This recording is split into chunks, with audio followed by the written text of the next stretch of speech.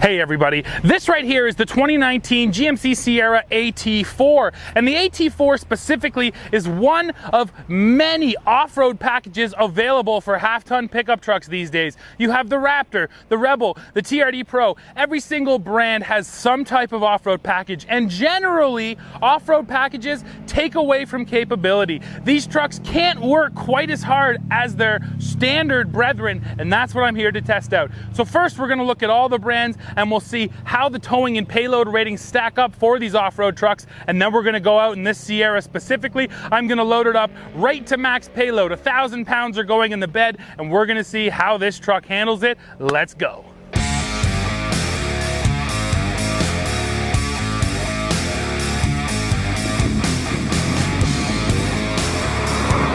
We're going to start this one off by looking at the competition, and first we'll look at the king of these off-road trucks, the Ford Raptor. So the Raptor can tow up to 8,000 pounds with the Super Crew and only 6,000 pounds with the Super Cab, while maximum payload is 1,200 pounds, and that is compared to the regular F-150, which can tow over 13,000 pounds and can have a payload over 3,000 pounds. Looking at the Toyota Tundra TRD Pro, towing is pegged at 9,200 pounds, while payload comes in at 1,560 pounds.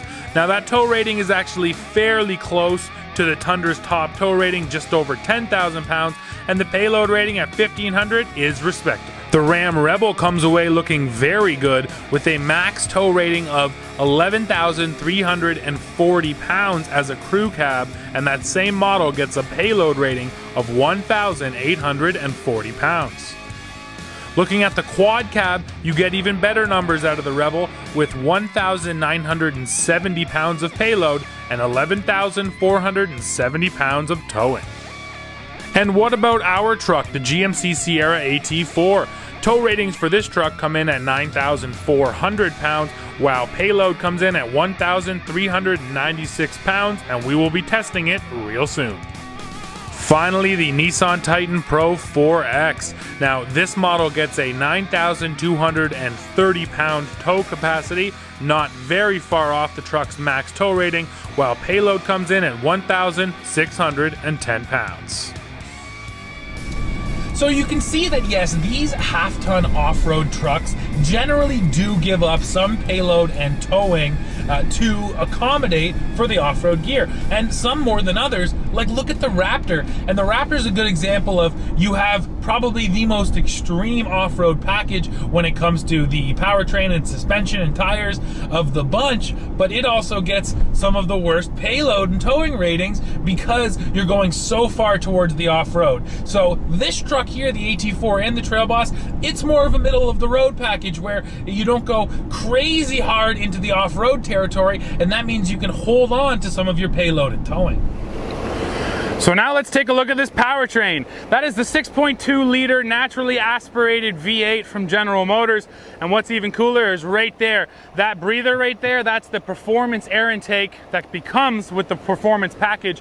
And what's really cool about the Sierra is that GM actually rates the truck with their performance package, and you can see the numbers here on screen. So this Sierra, if you spend the money to get that package, you actually do get a decent amount more horsepower. Can't wait to get out there and see how it feels. Well, let's check out what the payload rating is to see how much we need to load up. So there is the traditional sticker down there, but GM actually has these stickers on their trucks now, which gives you quite a bit of information. And you can see max payload there, 1,396 pounds. Well, I've got some stuff to load and I've got a plan, so let's do it. Okay, just about ready to go. Let's just take a look at the load back here. So first of all, I've got those right there, and these tires are going on that truck. Yes, these are new Cooper Discoverer STT Pros, which are going to be going on Big Green, but right now I'm using them as payload, and those combined with those, that is 106 pound bricks. So I got 600 pounds worth of bricks, and then these tires are 67 pounds a piece, which brings us to 130 pounds, excuse me, and that brings us to a total of 930 pounds back here in the bed, plus my weight and some gear up front, and we're loaded right up to max payload, maybe even a few pounds over. Now, another setting I find myself using a lot is this: drop tailgate, drop the little tailgate, because when it's like this, you're able to get your legs right in close, and then you can lean in and load. And you can see in this shot of us loading the bricks and loading the tires, I use that a lot. So that's a great feature. There are two technologies I want to look at up front in the Sierra here. First of all is the head-up display. You can see it right there. It is a nice, crisp, clear head-up display, and it's the only one available on a half-ton. Always an excellent feature to have, so I do appreciate it. Now, another feature here is the rear camera mirror. Now, if I'm honest, I don't usually like it. It's been a bit weird for me to get used to, so generally I just have it like this. That's a regular mirror, and the camera is right at my eye level, so you're seeing exactly what I see, which in this case right now is just tires. And this is actually a great example of why the mirror is pretty smart. So that's the view I'm getting. You turn that on, and boom, all of a sudden you can see out the back of the truck. And the reason actually is because of the adjustability. So if you see here, you can adjust your zoom level. I had it zoomed in, and your height. So look, if I was all the way low, yeah, you're not seeing a ton, the tires are blocking, but you scroll through and you can zoom in, you move it up a little bit, you might go in, zoom it in a little more, maybe move it down one more, and then boom, look at that. You have a pretty clear view. And once again, that view as compared to, look at that car, boom. Oh, where'd the car go? Wait, you're gonna see him there. Oh, you can just see him through the cracks of the tire. So yeah, in this case, having those cameras back there are actually giving you a better view than you'd ever get with this mirror, and that is definitely a good thing.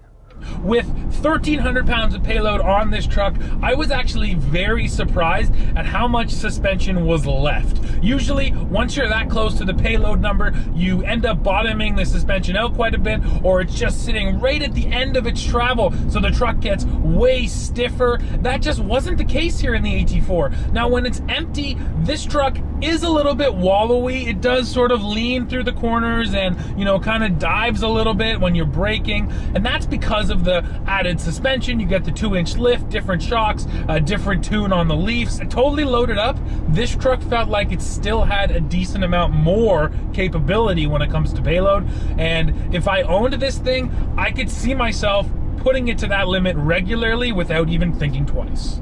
And that is just what I'm talking about, dynamics. If you want to talk about the powertrain, yeah, there's no question this 6.2 has more than enough to move a load like that. Heck, this 6.2, you could way overload this truck and this V8 is still gonna pull you along with some serious authority.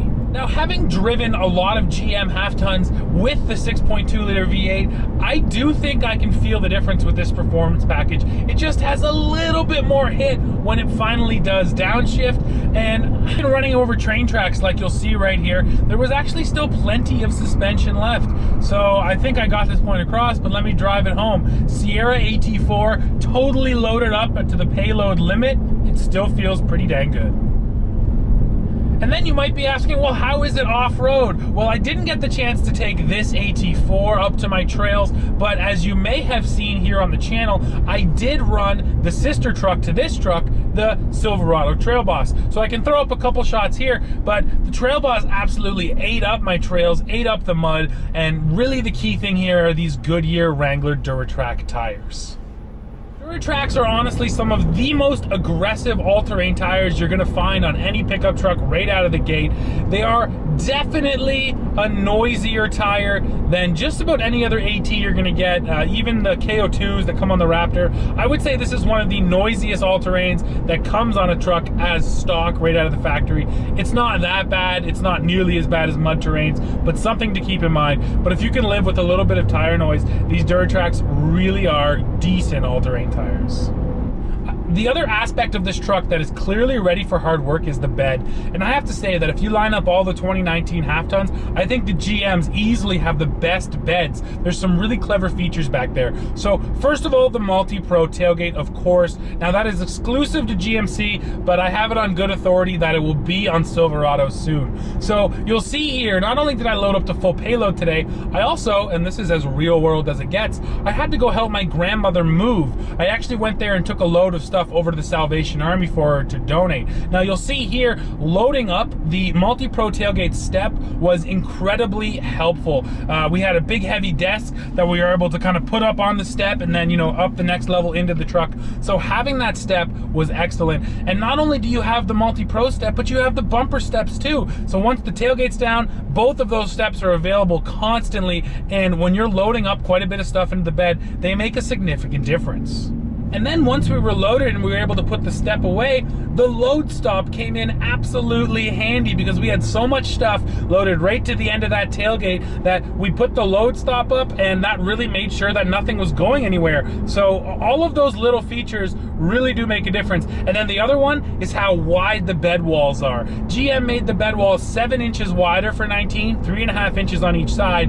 And when I first thought about it, I figured, well, that's helpful if you're hauling, I don't know, sand or gravel or something that can kind of fill that space. But I realize now, after loading up the tires, that it can help in a lot of scenarios. So I was able to actually put 2 tires flat side by side, and they just fit in widthwise. If those walls were 7 inches closer together, there's no chance that I would have been able to fit those tires like that. So all those little small changes that GM made, when you're out there working with the truck in the real world, they do make a really big difference. And you know what? It doesn't matter if you do get AT4 or Denali or a lesser truck, you're still going to get all the great features. Not the multi-pro tailgate, I will give you that, but you'll still get the bumper steps, you'll still get the bed width. So yeah, I definitely commend GM for just the usability of the bed on these 19 half tons.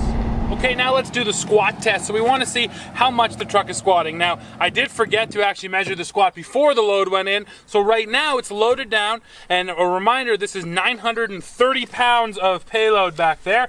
So we'll measure it here loaded, then we'll unload it and we'll measure again. And we'll see how much it squats.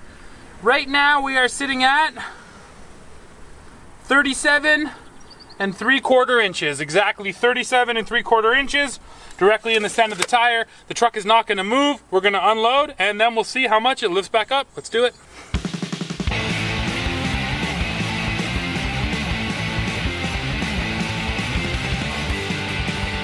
All right, the load's out of this truck. You can already see right here, there's a lot more space. Let's go ahead and measure and see how much it was squatting. So right in the center of the wheel. Wow. 40 inches now. We're at exactly 40, and that's up from 37 3. So that's 2 1/4 inches of squat.